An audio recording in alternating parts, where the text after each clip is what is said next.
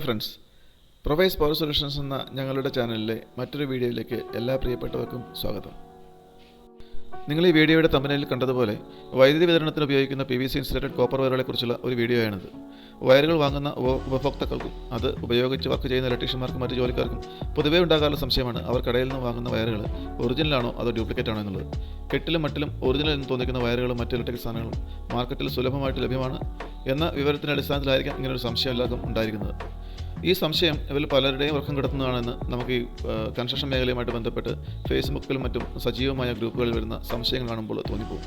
അതുകൊണ്ടാണ് ഇങ്ങനെയൊരു വീഡിയോ ചെയ്യാം എന്ന ആശയം മനസ്സിൽ വന്നതും ഈ വീഡിയോ ഇപ്പോൾ ചെയ്യുന്നത്.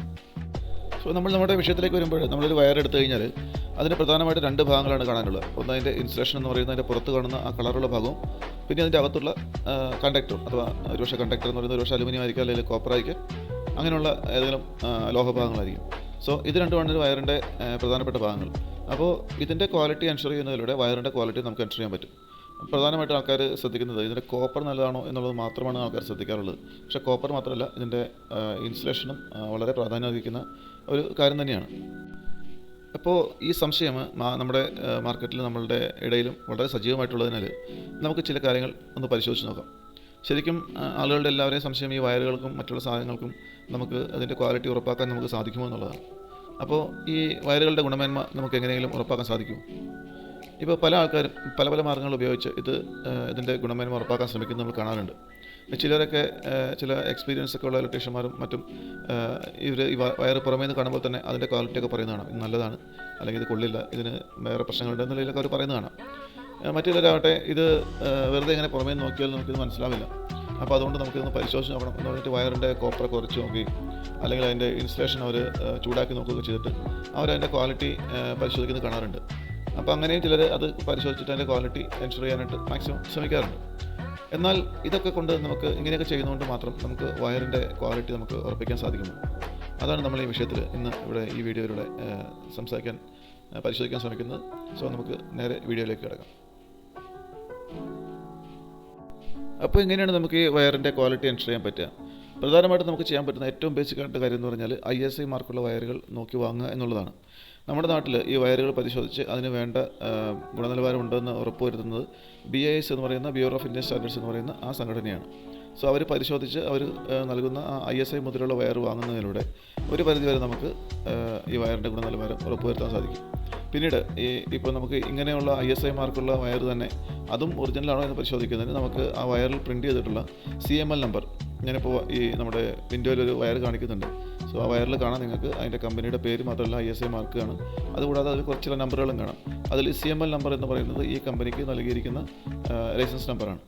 നമുക്ക് അത് പരിശോധിച്ച് അത് BISൻ്റെ വെബ്സൈറ്റിൽ നമ്മൾ ചെക്ക് ചെയ്ത് കഴിഞ്ഞാൽ നമുക്കറിയാൻ പറ്റും ഈ വയർ ഒറിജിനലാണോ, അല്ലെങ്കിൽ ഈ പറയുന്ന ഓർഗനൈസേഷൻ ഇങ്ങനെ വയർ നിർമ്മിക്കാനുള്ള ഈ ക്വാളിറ്റിയിൽ വയർ നിർമ്മിച്ച് അപ്രൂവൽ ഉള്ളതാണോ എന്നുള്ളത് നമുക്കറിയാൻ പറ്റും. അത് മനസ്സിലാക്കുന്നതിലൂടെ തന്നെ നമുക്ക് ഈ വയർ ഒറിജിനലാണ്, അതിന് വേറെ മറ്റ് പ്രശ്നങ്ങളുള്ളതല്ല എന്ന് നമുക്ക് മനസ്സിലാക്കാനുള്ള ആദ്യത്തെ പടിയായിട്ട് നമുക്ക് BISൻ്റെ മുദ്ര നമുക്ക് ശ്രദ്ധിക്കാവുന്നതാണ്. ഇന്ത്യയിൽ വൈദ്യുതി വിതരണത്തിന് ആവശ്യമായിട്ടുള്ള PVC ഇൻസുലേറ്റഡ് കോപ്പർ വയറുകൾ നിർമ്മിക്കുന്നതിന് ഫോളോ ചെയ്യേണ്ട സ്റ്റാൻഡേർഡ് എന്ന് പറയുന്നത് IS 694 എന്ന് പറയുന്ന സ്റ്റാൻഡേർഡാണ്. ആ സ്റ്റാൻഡേർഡിൽ പറഞ്ഞിരിക്കുന്ന നിബന്ധനകൾ പാലിച്ച് നിർമ്മിക്കപ്പെട്ട വയറുകൾക്കാണ് ISI നമ്പർ ലഭിക്കുന്നത്. അതുകൊണ്ട് തന്നെ അതിൽ പറഞ്ഞിരിക്കുന്ന എല്ലാ ടെസ്റ്റുകളും പാസ്സായ ഒരു വയറാണ് നിങ്ങൾക്ക് കിട്ടുന്നതെന്നാണ് അതിൻ്റെ അർത്ഥം. അതിൽ എന്തൊക്കെ ടെസ്റ്റ് ഉണ്ടെന്ന് നമ്മൾ പരിശോധിച്ച് കഴിഞ്ഞാൽ അതിൻ്റെ ഇൻസുലേഷനും അതിൻ്റെ കണ്ടക്ടറും വിവിധങ്ങളായ ടെസ്റ്റുകളിലൂടെയാണ് അതിൻ്റെ ക്വാളിറ്റി എൻഷുർ ചെയ്തിട്ടുള്ളത്. നമുക്ക് ഒരു വയർ നിർമ്മിക്കുന്നത് പ്രധാനമായിട്ടും കോപ്പറും പിന്നെ ഇൻസുലേഷനുമാണെന്ന് നമുക്കറിയാം. ഈ ഇൻസുലേഷൻ നിർമ്മിക്കേണ്ട PVCക്ക് വേണ്ട സ്റ്റാൻഡേർഡ് നമ്മുടെ BISൽ പറയുന്നുണ്ട്. ആ സ്റ്റാൻഡേർഡ് വെച്ച് നിർമ്മിച്ച PVC കൊണ്ട് മാത്രമേ നമുക്ക് വയർ ഇൻസുലേറ്റ് ചെയ്യാൻ പറ്റുള്ളൂ. അതുപോലെ തന്നെ കോപ്പറിൻ്റെ കാര്യത്തിലും 8130 എന്ന് പറയുന്ന ഒരു സ്റ്റാൻഡേർഡ് ഉണ്ട്, IS സ്റ്റാൻഡേർഡ് ഉണ്ട്. അത് ഉപയോഗിച്ച് ടെസ്റ്റ് ചെയ്ത കോപ്പർ ഉപയോഗിച്ചിട്ടാണ് നമ്മൾ വയർ നിർമ്മിക്കുന്നത്. വീണ്ടും വയർ നിർമ്മിച്ച ശേഷം അത് IS 694 അനുസരിച്ച് ടെസ്റ്റ് ചെയ്തിട്ടാണ് നമുക്ക് പുറത്തേക്ക് ഈ വയർ ലഭിക്കുന്നത്. ഇതിനകത്ത് തന്നെ ഏകദേശം ഒരു 14 ടെസ്റ്റുകൾ ഇൻസുലേഷനിലും അതുപോലെ തന്നെ കണ്ടക്ടറിലും ടെസ്റ്റ് ചെയ്തിട്ടാണ് ഈ വയർ പുറത്തേക്ക് വരുന്നത്. അത്രയും ടെസ്റ്റുകൾ പാസ്സായിട്ടാണ് വയർ പുറത്തേക്ക് വരുന്നത്. അതുകൊണ്ട് തന്നെ എത്രമാത്രം ഗുണനിലവാരം ഉറപ്പുവരുത്തിയിട്ടായിരിക്കും ഈ വയർ ISI മാർക്കുള്ള വയർ നമുക്ക് ലഭിക്കുക എന്നുള്ളത് നമുക്ക് മനസ്സിലാക്കാവുന്നതാണ്. ഫസ്റ്റ് നമുക്ക് റിലേ ചെയ്യാൻ പറ്റുന്നത്, അല്ലെങ്കിൽ നമുക്ക് ആശ്രയിക്കാൻ പറ്റുന്നത് ഈ ISI മാർക്ക് ഉണ്ടോ ഇല്ലയോ എന്ന് ചെക്ക് ചെയ്യുക എന്നുള്ളതാണ്. എല്ലാവരും ISI മാർക്കുള്ള വയറാണ് ഉപയോഗിക്കുന്നതെങ്കിൽ അതിൻ്റെ സുരക്ഷ ഒരു പരിധിവരെ, നല്ലൊരു പരിധിവരെ എൻഷുർ ചെയ്തിട്ടുണ്ടോ എന്നുള്ളത് നമുക്ക് മനസ്സിലാക്കാവുന്നതാണ്. ഇനി എങ്ങനെ നമുക്ക് പെട്ടെന്ന് ഈ വയർ നമ്മുടെ സൈറ്റിൽ ചെക്ക് ചെയ്തിട്ട് കണ്ടുപിടിക്കാം, ഇതിൻ്റെ ക്വാളിറ്റി കണ്ടുപിടിക്കാമെന്ന് നോക്കിക്കഴിഞ്ഞാൽ നമുക്ക് വളരെ എളുപ്പത്തിൽ ഒരു ടെസ്റ്റ് നടത്താവുന്നതാണ്. കാരണം ഈ വയറൊക്കെ നിർമ്മിക്കുന്നതിൻ്റെ കോപ്പറിൻ്റെ ക്വാളിറ്റിയൊക്കെ നല്ലതാണോ എന്ന് നോക്കുന്നത് പ്രധാനമായിട്ടും അതിൻ്റെ റെസിസ്റ്റൻസിനെ ബേസ് ചെയ്തിട്ടാണ്. അതായത് ഈ കോപ്പർ നല്ലതാണെങ്കിൽ അതിൻ്റെ റെസിസ്റ്റൻസ് വളരെ കുറവായിരിക്കും. അഥവാ കോപ്പറിൽ വേറെ എന്തെങ്കിലും കണ്ടന്റ് ഉണ്ട്, ഇമ്പ്യൂരിറ്റീസ് ഉണ്ടെങ്കിൽ അതിൻ്റെ റെസിസ്റ്റൻസ് കൂടുതലായിരിക്കും. സോ നമ്മൾ ഉപയോഗിക്കുന്ന ക്ലാസ് 2 വയറുകൾക്കും ക്ലാസ് 5 വയറുകൾക്കും ഉണ്ടായിരിക്കേണ്ട ഒരു റെസിസ്റ്റൻസ് നമ്മളുടെ സ്റ്റാൻഡേർഡിൽ പറയുന്നുണ്ട്. ആ റെസിസ്റ്റൻസിനുള്ളിൽ അല്ലെങ്കിൽ അതിനേക്കാൾ കുറഞ്ഞ റെസിസ്റ്റൻസ് ഉള്ള വയറുകളായിരിക്കണം കമ്പനികൾ നിർമ്മിക്കേണ്ടത്. സോ അങ്ങനെ നിർമ്മിക്കുമ്പോൾ തീർച്ചയായിട്ടും അതിൻ്റെ കോപ്പറിൻ്റെ ക്വാളിറ്റി ഏറ്റവും ഉയർന്ന ക്വാളിറ്റി മെയിൻറ്റെയിൻ ചെയ്താൽ മാത്രമാണ് അവർക്ക് അത്രയും കുറഞ്ഞ റെസിസ്റ്റൻസിലുള്ള വയറുകൾ നിർമ്മിക്കാൻ പറ്റും. അതുകൊണ്ട് തന്നെ നമുക്ക് ഈ വയറിൻ്റെ റെസിസ്റ്റൻസ് മെഷർ ചെയ്ത് കഴിഞ്ഞാൽ എളുപ്പത്തിൽ അറിയാൻ പറ്റും ഈ വയർ നല്ലതാണോ അല്ലെങ്കിൽ ചീത്തയാണോ എന്നുള്ളത്. സോ ഒരു കോയിൽ വയർ നമ്മുടെ കയ്യിൽ കിട്ടിയാൽ 90 മീറ്ററിൻ്റെ കോയിലാണ് കയ്യിൽ കിട്ടുന്നതെങ്കിൽ അതിന് എത്രയായിരിക്കണം അതിൻ്റെ റെസിസ്റ്റൻസ് എന്നുള്ളതിന് നമുക്ക് സ്റ്റാൻഡേർഡ്സ് ഉണ്ട്. സോ ഇവിടെ ഒരു ടേബിൾ കാണിക്കുന്നുണ്ട്. ഈ ടേബിളിൽ ഓരോ വയറിനും അതിപ്പോൾ 1.5 ആയാലും 1 സ്ക്വയർ ആയാലും നമ്മൾ ഉപയോഗിക്കുന്ന വയറുകൾക്ക് എത്ര റെസിസ്റ്റൻസ് ആണ് വേണ്ടത് എന്നുള്ളത് ഈ ടേബിൾ കാണിക്കുന്നുണ്ട്.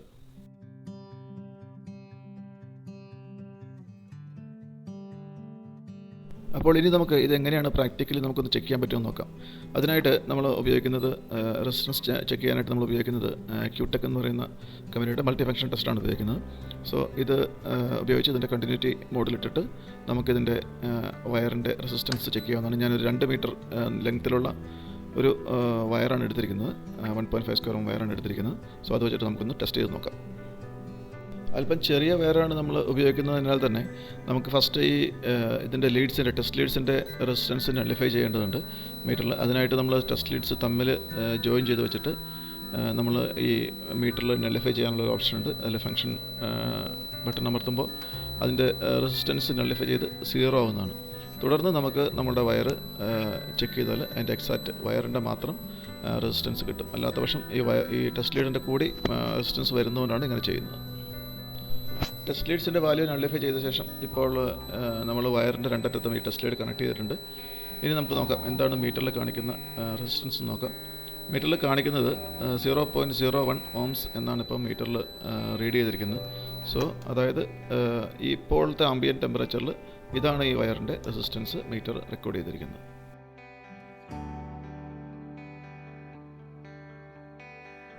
നമ്മളുടെ IS സ്റ്റാൻഡേർഡിൽ വയറിൻ്റെ റെസിസ്റ്റൻസ് മെൻഷൻ ചെയ്തിരിക്കുന്നത് അത് 20 ഡിഗ്രി സെൽഷ്യസ് ആണ്. ആ ചൂടിലുള്ള റെസിസ്റ്റൻസ് ആണ് മെൻഷൻ ചെയ്തിരിക്കുന്നത്. സോ നമ്മളിപ്പോൾ ഈ വയർ ടെസ്റ്റ് ചെയ്യുമ്പോൾ ഈ വയറിൻ്റെ റെസിസ്റ്റൻസ് നോക്കുമ്പോൾ എത്രയാണോ ഇവിടെ ഉണ്ടായിരുന്ന ആംബിയൻറ്റ് ടെമ്പറേച്ചർ അതിന് നമുക്ക് കറക്റ്റ് ചെയ്യേണ്ടതുണ്ട്. 20 ഡിഗ്രി സെൽഷ്യസിലേക്ക് കറക്റ്റ് ചെയ്തിട്ട് വേണം റെസിസ്റ്റൻസ് ചെക്ക് ചെയ്യാനായിട്ട്. സോ അതുകൊണ്ട് നമുക്ക് ഇപ്പോഴത്തെ ടെമ്പറേച്ചറും ചെക്ക് ചെയ്ത് നോക്കാം. ഇപ്പോൾ നമ്മുടെ മീറ്ററിൽ കാണിക്കുന്നത് 27.6 ഡിഗ്രി സെൽഷ്യസ് എന്നാണ് കാണിക്കുന്നത്. സോ അത് വെച്ചുകൊണ്ട് നമുക്ക് ആ റെസിസ്റ്റൻസ് കറക്റ്റ് ചെയ്യേണ്ടതുണ്ട്. അങ്ങനെ നമ്മൾ ആ വയറിൻ്റെ റെസിസ്റ്റൻസ് കണ്ടുപിടിച്ചു. ഇനി നമുക്കത് നമ്മുടെ സ്റ്റാൻഡേർഡ് പ്രിസ്ക്രൈബ് ചെയ്യുന്ന ആ റിക്വയർമെൻറ്റ്സുമായിട്ട് അത് മീറ്റ് ആവുന്നുണ്ടോ എന്ന് പരിശോധിക്കണം. അതിന് നമുക്ക് ആദ്യം ചെയ്യേണ്ടത് നമ്മുടെ സ്റ്റാൻഡേർഡ് പ്രിസ്ക്രൈബ് ചെയ്യുന്ന 1.5 സ്ക്വയർ അപ്പം ക്ലാസ് 2 വയറിന് സ്റ്റാൻഡേർഡ്സ് അലോ ചെയ്യുന്ന മാക്സിമം റെസിസ്റ്റൻസ് ആയ 12.1 ഓംസ് പെർ കിലോമീറ്റർ 20 ഡിഗ്രി സെൽഷ്യസിനെ നമുക്ക് ഈ 2 മീറ്റർ വയർ ഞാൻ എടുത്തതുകൊണ്ട് അത് 2 മീറ്ററിലേക്ക് നമുക്ക് കൺവേർട്ട് ചെയ്യേണ്ടതുണ്ട്. ആ 2 മീറ്ററിലേക്ക് കൺവേർട്ട് ചെയ്യുമ്പോൾ അത് 28 ഡിഗ്രിയിലാണ് നമ്മൾ മെഷർ ചെയ്തത്. അപ്പോൾ ആ ഡിഗ്രിയിലേക്ക് അത് കൺവേർട്ട് ചെയ്യേണ്ടതുണ്ട്. അങ്ങനെ കൺവേർട്ട് ചെയ്യുമ്പോൾ നമുക്ക് കിട്ടുന്ന വാല്യൂയാണ് എഴുതിയിരിക്കുന്നത് 0.0249 ഓംസ് ആണ് അത് നമുക്ക് അലോ ചെയ്തിട്ടുള്ള വാല്യൂ. എന്നാൽ നമ്മുടെ കേബിൾ മെഷർ ചെയ്തപ്പോൾ നമുക്ക് ആക്ച്വൽ കിട്ടിയിരിക്കുന്നത് 0.01 ഓംസ് മാത്രമാണ്. അഥവാ അത് നമ്മുടെ റിക്വയർമെൻറ്റ്സിനുള്ളിൽ ആകുന്നുവെന്നാണ് മനസ്സിലാക്കേണ്ടത്. അങ്ങനെ 20 ഡിഗ്രി സെൽഷ്യസിൽ ആണ് നമ്മളുടെ വയറിൻ്റെ റെസിസ്റ്റൻസ് മെൻഷൻ ചെയ്തിരിക്കുന്നതുകൊണ്ട് തന്നെ നമ്മൾ ആക്ച്വൽ മെഷർ ചെയ്യുന്ന ആംബിയൻ ടെമ്പറേച്ചറിലേക്ക് അത് കൺവേർട്ട് ചെയ്യുന്നതിന് ആവശ്യമായ ഒരു കെ ഫാക്ടറിൻ്റെ ടേബിൾ നമ്മളുടെ IS സ്റ്റാൻഡേർഡിൽ ലഭ്യമാണ്. അത് ഉപയോഗിച്ചാണ് നമ്മളിപ്പോൾ ഈ കൺവേർഷൻ ഇവിടെ ചെയ്തിരിക്കുന്നത്. അതാണ് ഈ നമ്മളുടെ വിൻഡോയിൽ കാണുന്ന ഈ ടേബിൾ. ഇത് വയറിൻ്റെ കണ്ടക്ടർ നമുക്ക് നല്ലതാണെന്ന് മനസ്സിലാക്കാൻ പറ്റുന്ന ഒരു ടെസ്റ്റാണ്.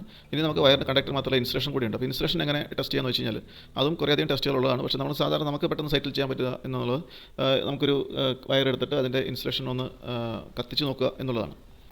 സോ നമുക്ക് വയറിൻ്റെ ഇൻസുലേഷൻ ചെക്ക് ചെയ്യാനായിട്ട് നമ്മൾ ആദ്യം ടെസ്റ്റ് ചെയ്ത ആ വയറിൻ്റെ ചെറിയ പീസ് നമ്മൾ കട്ട് ചെയ്തെടുത്തിട്ടുണ്ട്. സോ അതിലേക്ക് നമുക്ക് ബ്യൂട്ടൈൻ ടോർച്ച് വെച്ചിട്ട് ഒന്ന് ഫ്ലെയിം അപ്ലൈ ചെയ്ത് നോക്കാം. നമ്മൾ ഫ്ലെയിം അപ്ലൈ ചെയ്യുമ്പോൾ നമുക്ക് കാണാൻ പറ്റുന്നുണ്ട് PVC അതിൻ്റെ കോട്ടിങ് നന്നായിട്ട് കത്തുന്നുണ്ട് ഇൻസുലേഷൻ. പക്ഷേ നമ്മൾ ശ്രദ്ധിക്കേണ്ട ഒരു കാര്യം ഇതിൻ്റെ കോട്ടിങ് നമ്മൾ എവിടെയാണോ ഫ്ലെയിം അപ്ലൈ ചെയ്യുന്നത് അത്രയും ഭാഗത്ത് മാത്രമേ കത്തുന്നുള്ളൂ എന്നുള്ളതാണ്. അതിന് പുറത്തേക്ക് അത് വ്യാപിക്കരുത് എന്നുള്ളതാണ് നമ്മുടെ റിക്വയർമെൻറ്റ്. എവിടെയാണോ നമ്മൾ ഫ്ലെയിം അപ്ലൈ ചെയ്തിട്ടുള്ളത് അതിന് അത്രയും ഏരിയയിൽ മാത്രമായിട്ട് ആ ഫ്ലെയിം നിൽക്കുകയും പുറത്തേക്കുള്ള ഭാഗം അതുപോലെ തന്നെ ഇൻസുലേഷൻ കേടുപാട് കൂടാതെ നിലനിൽക്കുകയും ചെയ്യുന്നതുകൊണ്ട് ഈ ഇൻസുലേഷൻ അത്യാവശ്യം ക്വാളിറ്റി ഉള്ളതാണ് എന്ന് നമുക്ക് മനസ്സിലാക്കാവുന്നതാണ്. ഇത് ഒരു ഇഞ്ചിൽ കൂടുതൽ മുകളിലേക്ക് ഫ്ലെയിം വ്യാപിക്കരുത് എന്നുള്ളതാണ് നമ്മളുടെ റിക്വയർമെൻറ്റ്. മുൻപേ പറഞ്ഞതുപോലെ ISI മുദ്രയുള്ള വയറുകൾ പുറത്തിറങ്ങുന്നത് 10-14 ടെസ്റ്റുകൾക്ക് ശേഷം അത് പാസ്സായ ശേഷമാണ് അത്തരം വയറുകൾ പുറത്തിറങ്ങുന്നത്.